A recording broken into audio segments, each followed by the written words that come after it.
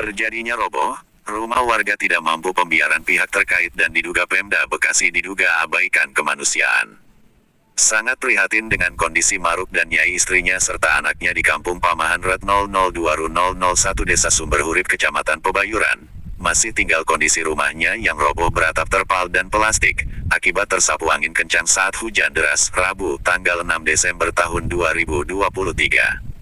Saat tim investigasi media nasional www.bkrinews.or.id Biro Bekasi datang ke lokasi rumah yang roboh dari pasangan suami istri, Pak Sutri, dengan satu putrinya pada siang hari, tanggal 21 November tahun 2023 terlihat mereka hanya pasrah menerima nasib dan tidur tanpa takut dari sisa rumahnya yang tinggal separuh yang kian rapuh itu. Bahkan pemerintah Kabupaten Bekasi saat ini belum memberikan tindakan dan bantuan apapun atas musibah ini masih cuek.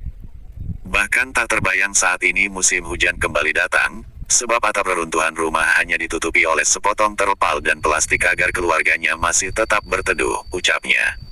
Lanjutnya pemerintah Kabupaten Bekasi jangan berdiam diri dan masih cuek, padahal kondisi rumah yang tersisa sangat memprihatinkan dan mengkhawatirkan keselamatan keluarganya. Sampai kapan membiarkan kondisi rumah yang roboh yang sangat memprihatinkan ini dirasakan oleh pasangan Pak Sutri tersebut? Mestinya segera dibantu agar tidak terjadi musibah susulan yang tidak diinginkan, tandasnya. Kesedihan hanya tontonan bagi mereka yang diperkuda jabatan. Oh ya, oh ya, oh ya, bongkar.